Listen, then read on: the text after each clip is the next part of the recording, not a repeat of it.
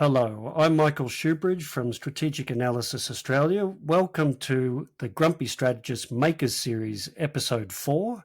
This time I'm joined by the head of an iconic Australian defence company, the CEO of Austal Ships Australia, Paddy Gregg. Paddy, it's great to have a chance to talk with you. Hi, Michael. Thanks very much for having me. I'm really looking forward to our conversation today. So Austal is a company I think people will have heard about. It's been around since 1988, and you started a US part of the business in 1999. But to me, when I look at the company, you started out as a commercially focused shipbuilding business, but now you're really all in as a defence business. Can you tell me a bit about that change? Yeah, you're absolutely right, Michael. You know, we originally started building cray fishing boats for the West Australian market, and today we see ourselves building warships, parts for nuclear submarines, both working in shipbuilding and support of those ships, and truly international company listed on the Australian Stock Exchange. So it really has been quite a phenomenal journey over the years. So you've got the Henderson-based operation. You do some maintenance and sustainment in other parts of Australia, Darwin, Cairns, Brisbane. We'll talk about how that might grow. But you're also doing commercial vessel construction in Southeast Asia out of the Philippines and Vietnam now. Yeah, we took the decision a few years ago that based on labour rate and international competition, unfortunately it was no longer feasible to build commercially in Australia. So we moved our operations to the Philippines and Vietnam, and that's where we will deliver commercial work going forward. We've got incredible, highly skilled teams over there that are turning out some of the biggest fast ferries in the world with amazing success, and we're looking forward to more and more of that work coming. And then there's Austal USA, so it's in Mobile, Alabama. That's been a long-term growth strategy for the company, I think, because it's 25 years old now, if that's correct, starting in 1999. That business, a lot of people wouldn't know too much about. They'd think about the Littoral Combat Ship program that isn't happening anymore with the US Navy. But I think you're up to over a dozen shipbuilding programs for the US Navy and Coast Guard out of there. Can you tell us about a couple of the big ones? You're absolutely right. We've really turbocharged the US business over the last 3 or so years. We got a bit of a shock whenever they announced the end of the LCS program. 19 of those vessels will be delivered. The last one's in production at the minute, actually. And of course, the Australian listeners might remember that we commissioned the USS Canberra in Sydney last year, which was the first time they've ever commissioned a US warship outside of the United States. Yeah, I wonder if that was a sort of AUKUS effect, the increasing closeness between Australia and the US.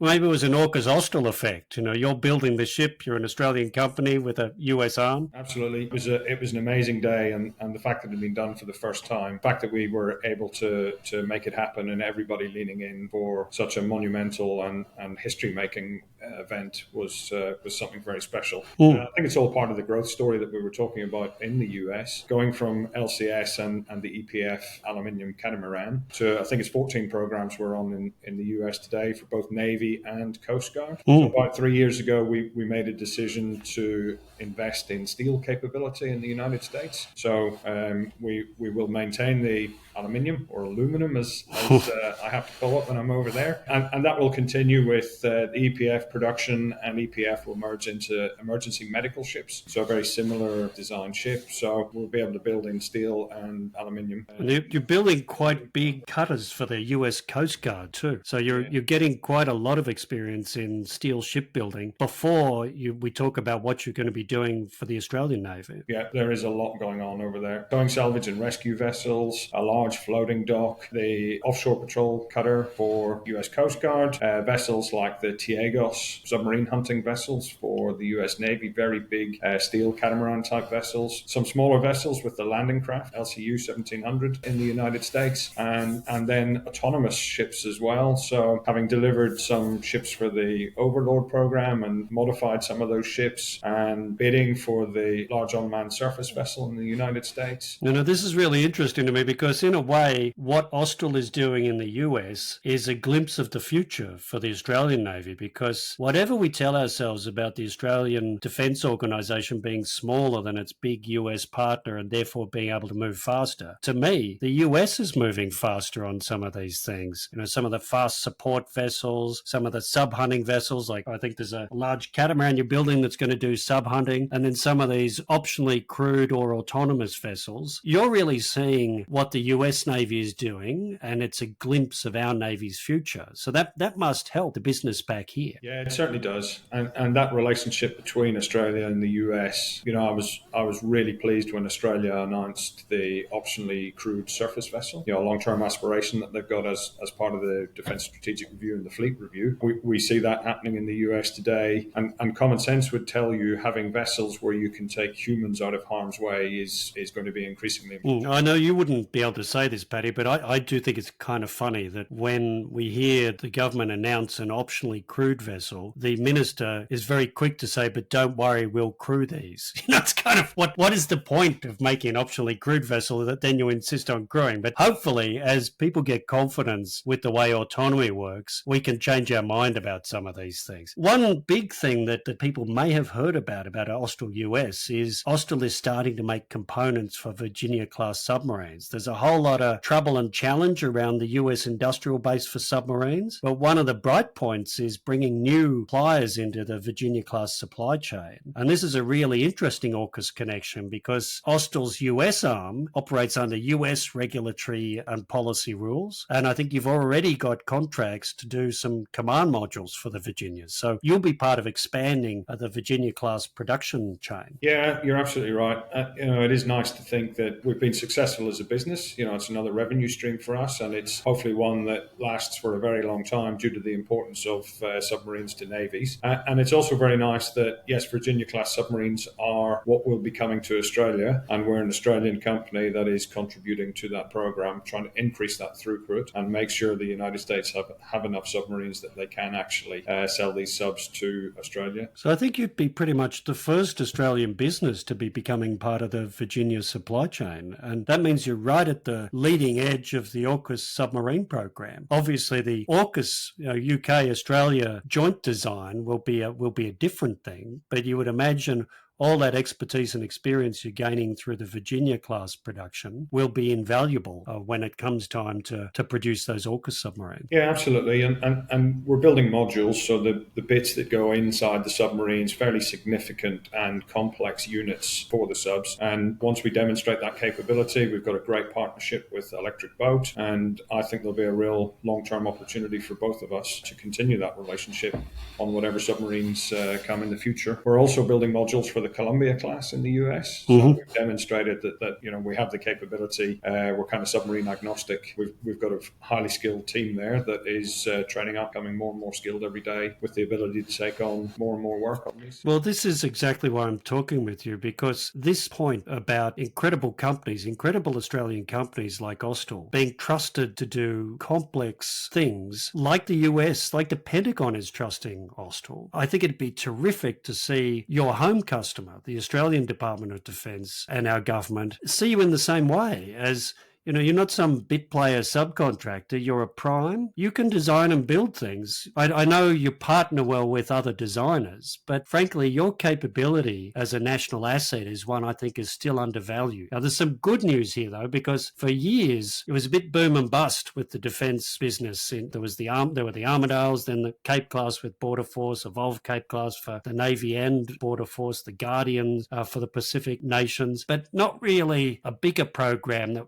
really said Austal's part of continuous naval shipbuilding. That's already started to change, though, hasn't it? In the last year, you've got a couple of pretty big programs, and that's before the general purpose frigate comes along. Can you talk about what that order book looks like for you at the moment? Yeah, so the order book's never looked healthier than now in Australia. On the back of the Defence Strategic Review, we were announced as the strategic shipbuilder in Western Australia, and then the government came out and announced a series of programs that will actually provide continuous continuous naval shipbuilding in Australia. Often talked about around the world, so I commend them for their bravery in putting such a long program on the table. We see that starting with the medium landing craft for Army, moving into the heavy landing craft, the general purpose frigate, as you've talked about, and they've gone as far as nominating 4 designs to be considered for that program. And then, as we spoke about earlier, the optionally crewed surface vessel to follow after that. So that probably gives us the best part of 30 years look ahead for the business. That is an extraordinary shift, isn't it, in the business environment for you, because it really was a bit hand to mouth the way those other programs had gone. Like, I was actually in defence doing the tender evaluation that selected Austal's Armidale class and negotiated the contract. And at the time, it was seen as this is a one-off contract. We'll come back and talk to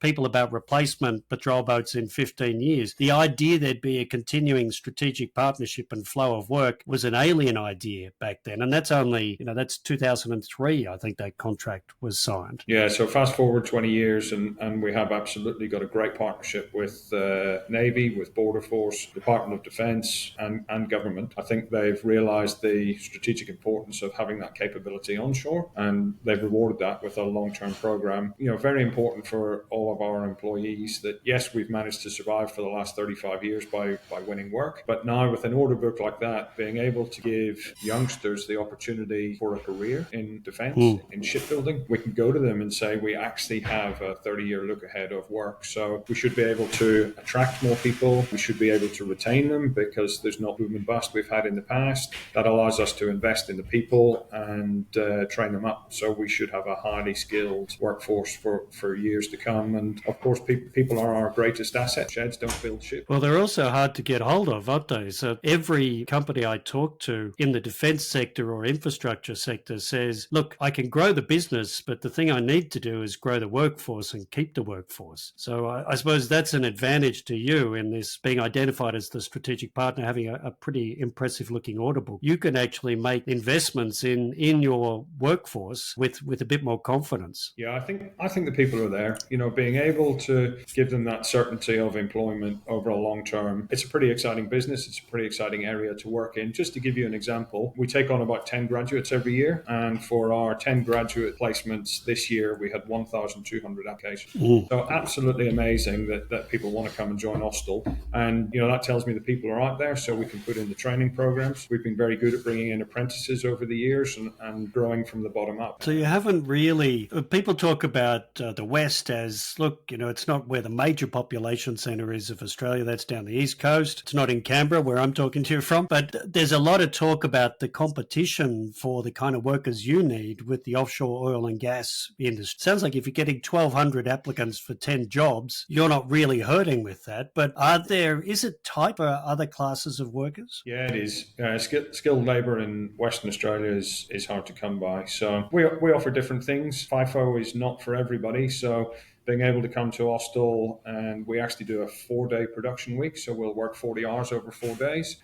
Overtime can be done on a Friday, which means you still have the weekend to go fishing, watch the kids play sport, get some downtime. So we can't compete on salaries with mining and oil and gas. Those are some big numbers out there. But hopefully we can compete on quality of life and the fact that we can now give people a career. We should be able to attract high caliber people and have a great skilled work. Well, I think purpose maybe matters a bit. Doing oil and gas projects, that's impressive. The world needs those kinds of resources. But really, seeing that at Austal, you're making a big contribution to Australian and regional security in a really direct, tangible way, hopefully that's a motivator too. And in a much more dangerous world we're in, that purpose is only going to get more important. Yeah, absolutely. And we've had some great success with that. The Guardian class patrol boats have been fantastic. We signed that contract back in 2015, and we've pretty much hit every delivery date that we set back then. So, which is unusual, I might add, in defence major projects. This is one thing, and I was telling you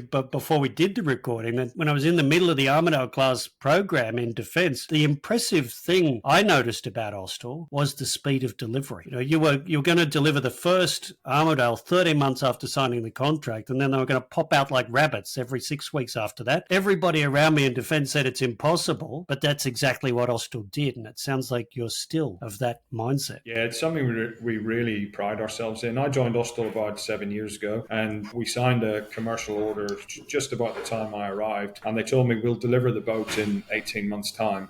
And I said, but we've got a blank piece of paper today. We've got a general arrangement of what the customer wants. And they looked at me as if I was the crazy one. You know, I'd spent a lot of years in the defence industry building ships in the UK before I came. And when they told me it'll be done in 18 months, I genuinely didn't believe them. Yep. You know, but they've proven me right every time. And what I think gives us the real advantage in the defence world is the fact that we've come from a commercial world where there are horrendous penalties for not delivering ships on. So Austal is very much about delivering on commitments, finding solutions to problems, and making sure we meet our customers' expectations. Yeah, you're right. A lot of those contracts for things like high-speed passenger vessels are punitive when it comes to late delivery, aren't they? Because it's lost business for the company. So one swirling public issue at the moment, here we are in early May, is potential takeover of Austal, a bid from Hanwha, happens to be a firm with one of the exemplar designs for the general purpose frigate. Austal is a publicly traded company, so in a way, these things are all just open book issues, aren't they?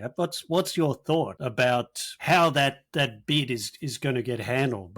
Most of it will probably be a government issue, but from your perspective as the CEO, how do you look at that? Yeah, well, being listed, as a board of directors, we have a responsibility to the shareholders to always act in their best interests. They effectively own the company, and yet being listed, technically, you're always for sale, providing it is in shareholders' interests. So, yeah, Hanwha is interesting. They publicly declared that they'd made an offer for the company. I think a lot of the shareholders have said it's slightly speculative, but they would like to do some due diligence to see if there's more that could be paid for the company. And my presumption is that their interest comes from with the longevity and workload and all the contracts that we've just talked about. But there are safeguards around that. There's the Foreign Investment Review Board in Australia that would ultimately make the decision on whether they could or they couldn't, and indeed any restrictions that would be put in place if they were allowed to buy the company. Yes. Similar restrictions in the United States with CFIUS, and of course we're a foreign company in the United States and we operate under a security agreement there, and pretty used to obeying those rules and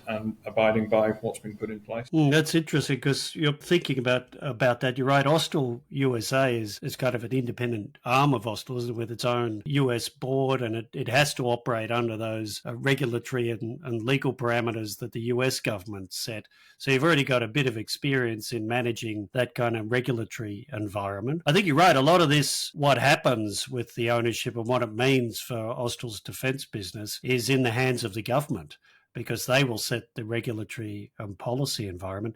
I do think it's a complication for the government with the general purpose frigate, having the idea that one of the potential designers might own the shipyard where it's being built is going to cause a few sleepless nights in policy and procurement circles, I'd imagine. But that really isn't an issue for you. You've just got to get on and do your business and respond to your shareholders' requirement. Yeah, that's it. And with so much work that we've won in the US recently and in Australia, our focus is absolutely on execution and delivering to customers, those men and women that put themselves in harm's way to protect us every day.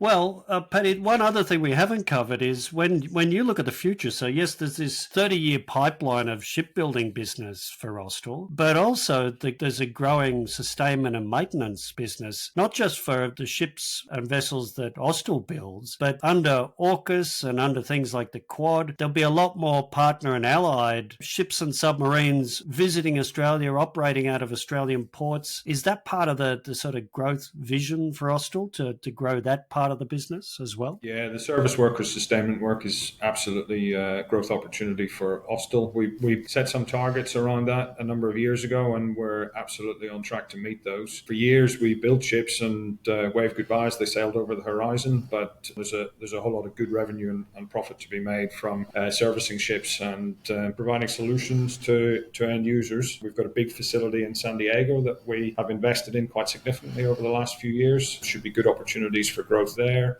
We've got a reasonably big setup in Singapore as well, looking after the LCS vessels that are stationed in that part of the world. And of course in Australia with Cape-class vessels that we've been very successful with. Our facilities in Cairns and Darwin, and a smaller facility in Brisbane that does a bit of commercial work as well. So I think we're well set up to support our customers. And I can imagine that out of the West, you'll be doing more of that as the force posture stuff with the Americans accelerates, and even as visiting surface ships and submarines turn up more frequently. So that's a whole different army of business. We should finish just with a bit about the general purpose frigate, if that's okay, Paddy. When you look at that program, so the government announced it, 11 ships with a couple of optionally crewed vessels, the first 3 to be built offshore to allow speeded delivery. If I looked at that and thought, so I'm an Australian shipbuilder, well, I don't want the business to go offshore. But that's probably a simple assumption, because when I look at Austal, you're pretty flat out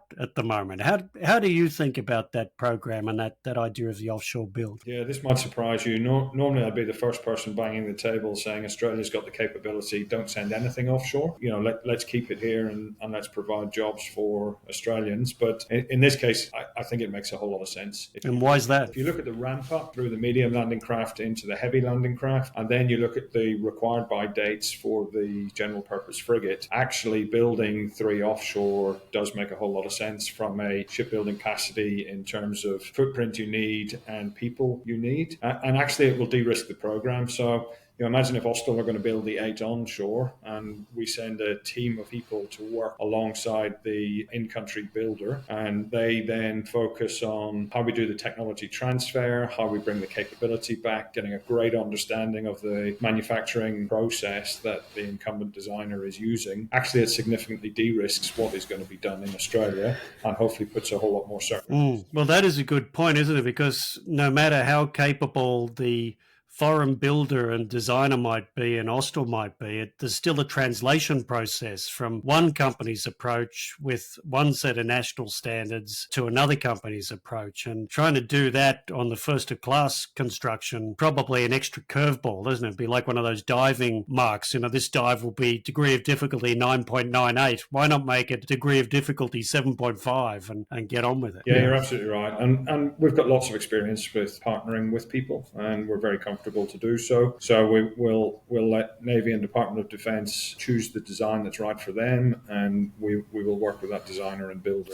Well, one last thing that I'd say, Paddy, and you might have a view on this, is I think it's fantastic to see the growth of Austal. The US part of Austal is really a showcase of the kind of capability that the company has, and it just shows what more Austal here could do for the Australian customer. But I would love to see in the future Austal being trusted to design ships as well as build them, because this close partnering with credible designers is great, but you've got your own design capability. You'll grow that with the partnering. I think there's an ambition nationally to have a domestic designer and builder of these kinds of vessels, and I'd love to see it be Austal. So it's fantastic to hear about that order book. It's fantastic to hear about the growth internationally, but I'd love to see Austal play an even bigger role with our Navy here, because it's what our security demands, and it's what real sovereignty demands. So, Paddy, fantastic to talk with you. Thank you very much, Michael. It's been a great conversation.